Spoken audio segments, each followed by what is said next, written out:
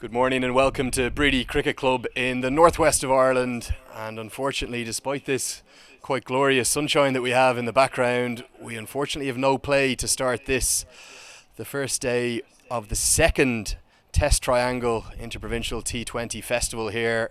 We had such excitement. I'm joined by Kyle McCallan, and Kyle, no play yet this morning. The table leading Northern Knights are going to be probably pleased with that. Don't have to go up against the Leinster Lightning. Well, I think there'd be a degree of frustration that there's no cricket, but it was biblical rain that we've had overnight here in the northwest, and I think there's a lot of hard work being done by the ground staff. And whilst we might potentially miss out on the first game between the Northern Knights and the Leinster Lightning, let's fingers crossed that we get game 2 between the Munster Reds and Northwest Warriors later on this afternoon. We're going to try and show you a few of the pictures from the middle in the coming minutes, but give us a little bit of an update. You're out there, Kyle. It looked not only biblical, the rain, as you were saying, but it's very, very damp, particularly the run-ups at both ends. Yeah, well, look, the actual outfield itself is pretty good. Some of the danger spots, just where the water has run off the covers at point, little issue with one of the bowlers' run-ups, and unfortunately I think there's a little bit of water that's got on the popping crease at the far end, at the Mason Road end. So they're working hard to try and get that dried up. There might be a potential issue there with the front foot for the bowlers who are bowling right arm over the wicket there. So they're working hard. There are some worrying areas, but certainly with the sun shining, the wind, there's a strong wind here, and there's a bit of heat in that sun. So bit of luck. There's cricket going to be played today. Yeah, and Kyle, the good news is actually more of the covers are coming off behind us just as we speak, so it's good timing that we're bringing you these pictures. Andrew Leonard here with the ex-Irish captain Kyle McCallan. We're going to try and keep you updated throughout the day, but this second festival of the Test Triangle IP T20 Trophy, the table's actually interestingly poised, and you're probably, being a Northern Knights man yourself, probably pleased with where the table's at right now.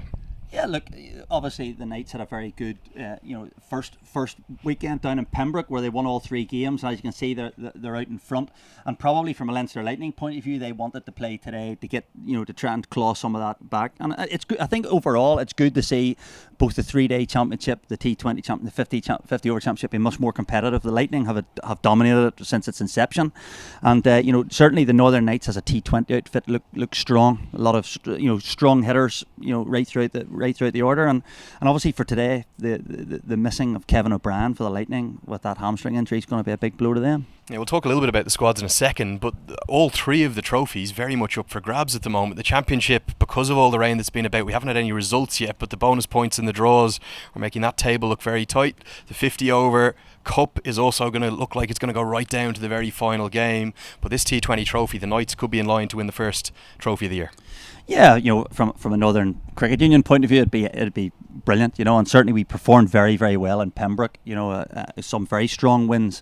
Mark Adair and Greg Thompson have really added a lot of ballast to the middle order there, and Shane Getkate's another very dangerous T20 cricketer. You have Mark Ellison, you have Graham McCarter.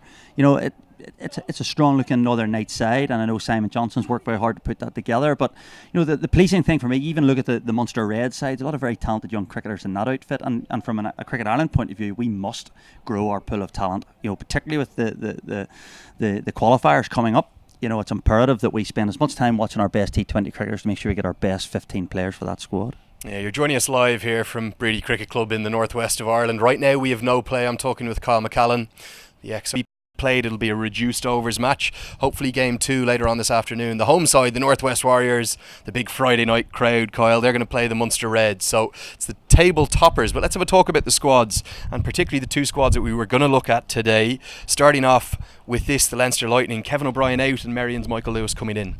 Yeah, I played a lot against Merion in Irish Cup games, and certainly in the final last year, Mike Lewis, he was in he played beautifully in the final. He hits a big ball. He's a strong looking fella.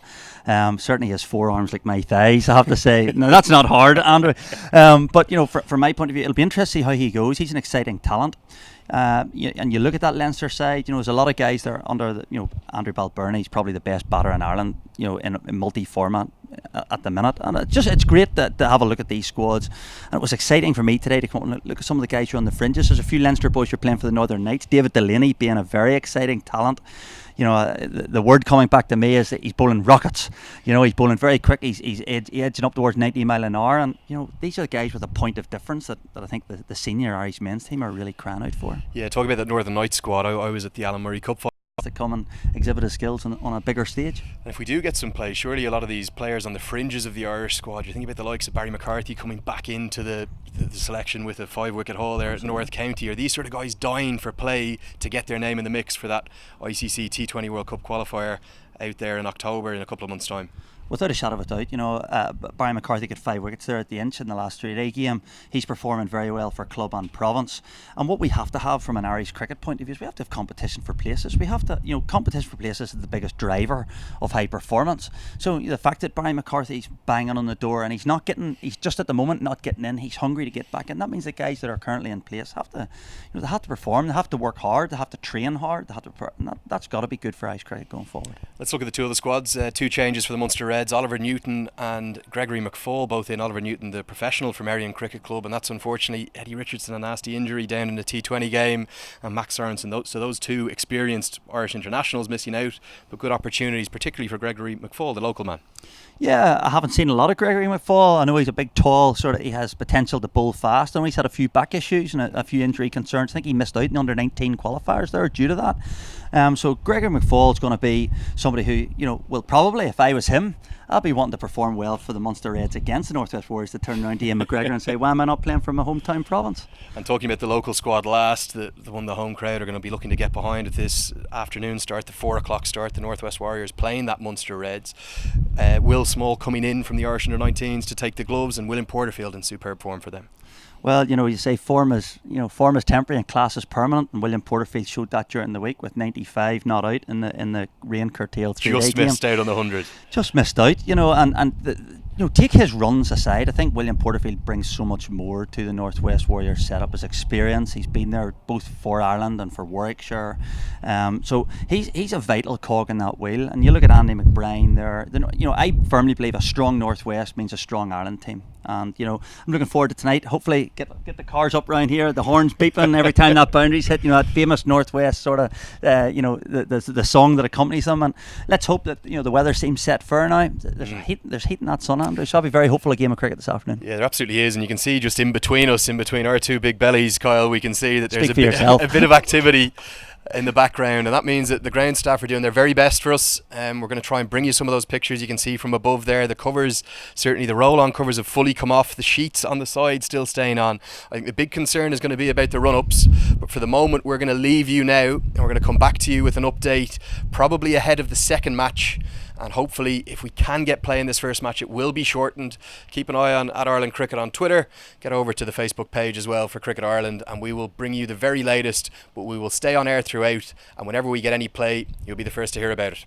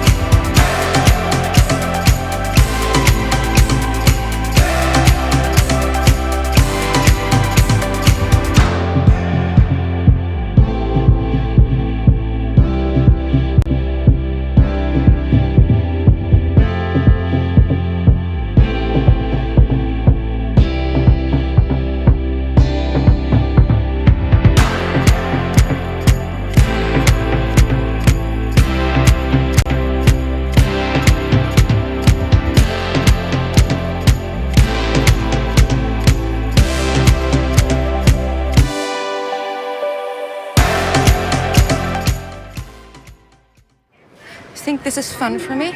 You think I'm having fun? It certainly wasn't much fun defending your action in Tokyo. Do you have eyes on the target? Is it her? I can't tell from these photos. I need better shots. Yeah, no, we're... Just don't lose it this time. Thank you for applying to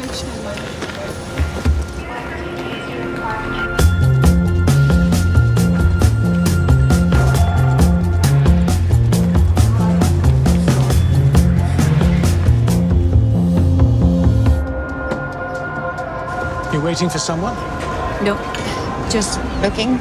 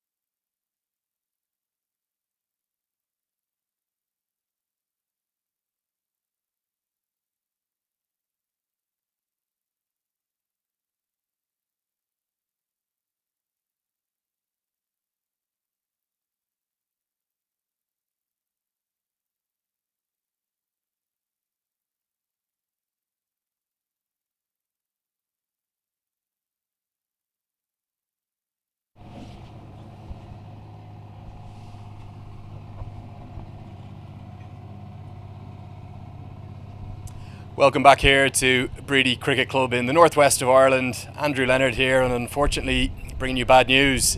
Game 1 of this, the Test Triangle T20 Inter-Provincial Festival, is officially abandoned. So it's going to be 2 points each for the Northern Knights and the Leinster Lightning, which will further enhance the Northern Knights' spot at the top of the table. But in slightly better news, I'm joined by not only the Northern Knights captain, but also the Irish T20 international captain.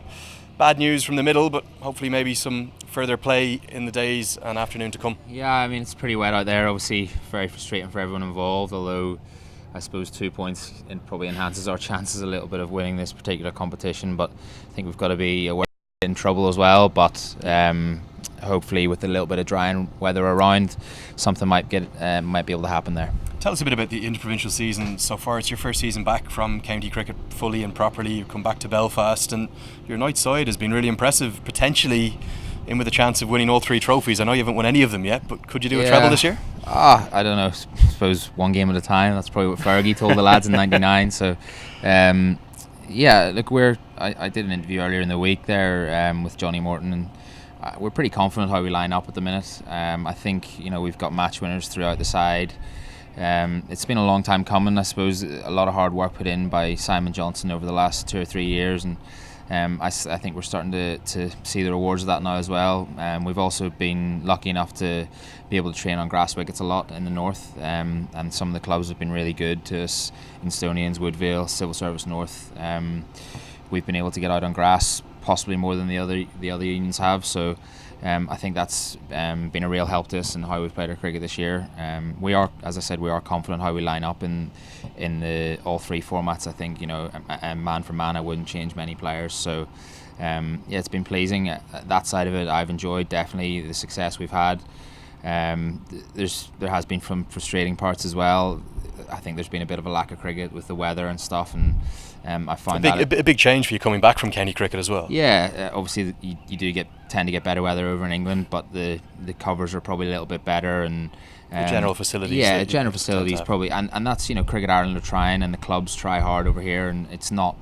I don't think it's a fault of anyone. I think it's just the nature of the beast a little bit. Although I think we do have to try and come up with some solutions if we can. We can't just keep saying, the weather's bad and keep losing days of cricket, but that's probably a little bit above my pay grade, so I'll leave that to the people that make those decisions. But yeah, I guess I find that whenever you go out to bat here, maybe put a little bit too much pressure on yourself to score runs, because you think you might not get another hit for another 3 weeks, where in county cricket in England, you've got a game in 2 days' time. Yeah. So it's a bit like grade cricket in Australia, I suppose. You might only get 1 hit in 4 weeks, and you got to try and make the most of it. So I've found that a challenge personally, but aside from that, I've really enjoyed being part of the group, and I'd like to think I've made a positive impact in the dressing room and stuff, so that's been pleasing. Let me ask you to change cap for a second, take off your Northern Knights captain, skipper's cap, and put on your Irish T20I cap. How important a weekend is this? We got 52 players here this weekend. We've got a T20 World Cup qualifier in less than 2 months. Surely qualifiers, so to have one game already rained out, the second game, and this squad maybe in 2020 cricket might eclipse that side, but what we don't have is experience. Like, that was a very experienced side. Trent Johnson, Alex Cusack, John Mooney, myself, Porty, Niall, Ed, Paul Sterling, Kevin O'Brien. Like, that was such an experienced side. That if you ever got into trouble in a game, you knew that someone had been there and done it before and was able to get you out of trouble. And we saw shades of that against Zimbabwe here. I know the series was shared in the end, but certainly with Sterling's innings, Mark Adair's brilliance with the ball and bat, there's a real excitement to that T20 side that you're leading now. Yeah, I think, and I do genuinely believe talent-wise it's right up there with that side from 2013, if not even perhaps a little bit better. We just need more games, and we need more time as a group.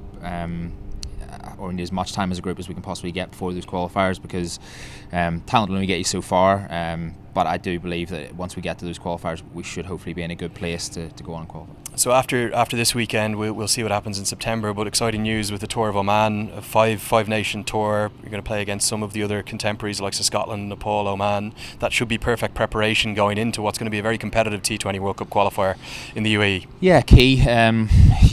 Look, the so-called smaller nations in that qualifying tournament, their sole focus in the last 2 or 3 years will have been on 2020 cricket, so it will definitely be a challenge. there's no doubt that we'll be going there to try and not just qualify but to win the competition. Obviously, sad news for world cricket with Zimbabwe missing out, but the competition probably becomes slightly easier with them not being in there, if we're being honest about it. So look, as I said, we are confident of going there, that we'll be in a good place, but those games in Oman will be really key to the preparation and really finalising our strongest 11 for that tournament. I suppose that format, Ireland have great memories of that tournament from previous times, but also in 2015 when we hosted it with Scotland qualifying from that. It'll be the same format, 51 games, 2 groups of 7, 6 places on offer to advance to Australia. What sort of a cherry on top, what sort of a prize is that for the boys to look forward to if they can qualify? Yeah, look, it's probably, these are the biggest games of Irish cricket's year, I think. Obviously the test match at Lords was the sort of marquee flagship event, but in reality this is a non-negotiable squad. Sounds like you know more about it than me, because I actually didn't know that. But that's good news then. Yeah, so great. Was it to qualify from the group stage then, is it? Yeah, that's good. Look, fantastic. I think, is it Bangladesh and Sri Lanka are the two full members that have already qualified, so that'll obviously be a good side. But I feel like I'm repeating myself a little bit. I think we're a good side as well, and man for man, we'd be happy enough taking most teams on. Just getting a few more drops of rain here in the sky. I do want to take you back while we still have you though. That test match at Lords, you said it was the marquee event of the year. I think for any Irish cricket fan that was there, they can say that they lived the dream. Talk us through the first day, not only walking out through the long room, but then somehow bowling England out for 85, surely but beyond the wildest hopes of even the most optimistic in the setup. Look, walking through the long room, firstly, that was pretty emotional. Few of us had a taste of it in the ODI at Lords a couple of years ago, and that was pretty emotional then, and I think said that it felt like a bit of acceptance of Irish cricket into world cricket really, and to walk on a test match at Lords, I think the best thing that could have happened to us was that we fielded first, because it was the best thing that could have happened, was we bowled them out for 85, but to be able to do that was phenomenal. We were living in dreamland for that first session. I had Sterlo beside me at first slip, and we turned to each other, we're just, what's going on here, like what's actually going on? We're bowling, I think they were 50 for 5 at one point, and we were thinking if we could keep them maybe 150 or 120, it'd be a great result. And then the wickets just kept coming, everything went our way, reviews went our way, we made the right, like even I think we had a review on Joe Root, I think, in that first innings, not out, mark it there, not out, yeah. And I was trying to convince Purdy. I was like, we've got to go for this, mate. It's Root on 2, and Sterlo's going, I think he's hit it. Kevy's going, I think he's hit it. I was like, mate, and so I said to Sparky, I said, do you think he's hit it? Sparky was like, no. I said, Purdy, you got to go up, you got to. And there was like 1 second left on the clock, and he just went bang, and then it came up that he didn't hit it. Red. We celebrated before we even saw the red, because as soon as we knew he didn't hit it, so just things like that. Look, it was an unbelievable experience. For 2 days we had them on the ropes, and then obviously bitterly disappointing that third day. Well, tell us first about day 2, because in many ways you could make an argument that day 2 was more impressive. The pitch had flattened out a bit. England looked in cruise control with a night watchman making a record score. Jack Leach was hitting the ball everywhere. They were 170 for 1, and something just changed in the game. What was it that brought about that turnaround, that fight back? I think a lot of credit has to go to the bowlers, but probably to Williams' captaincy as well. I thought he captained the side brilliantly, kept us going. You can never underestimate the influence he has on our side. And the way he kept us going that day was brilliant. It was so hot. I can remember sweat dripping off you, and I was just standing there catching the ball. One of the hottest days in the history of London. Yeah. So the way the guys kept running in, I thought Mark Adair was outstanding. The way he bowled. And yeah, look, to come back from 170 for 1 to bowl them out the way we did, fantastic effort. We probably looking back and take more satisfaction on that, but I don't think anything will beat sort of the euphoria of that first morning, and bowling them out for 85. I remember going to bed on the Tuesday, on the second night, and thinking we actually have a chance of beating England here. Thursday night, we could genuinely beat them. And tell us about that third day then. The floodlights came on. Were you disappointed that the umpires didn't go to lunch, perhaps? Oh, I don't think so. No, it's not like they weren't doing it for any other reason than they just wanted to get out there and play cricket, and I think it was probably the right call. We just probably had the worst conditions of the whole 3 days to bat in. When the floodlights come on and the cloud cover comes over, it makes it very difficult when Broad and Wokes have got their tails up, and It wasn't much fun walking out there on a pair in those conditions, I can give you the tip. And then I had Jason Roy, who a good mate of mine. Whenever we were at Surrey, he was giving me all sorts from behind. Rory Burns at short leg, and and look, the rest is history. We got bowled out for 38. Bitterly disappointed. Probably as low as I've ever been, I reckon, coming off a cricket pitch after shaking their hands for two hours or so in the dressing room afterwards. We just sort of sat there and everyone trying to cheer each other up, but it was a pretty miserable place to be. How do you cope with that? The highs of day one and day two, and then the severe lows. You said maybe the lowest point of your career. Is it the companionship of the boys that gets you back, or is it the coach? What is it that turns things around?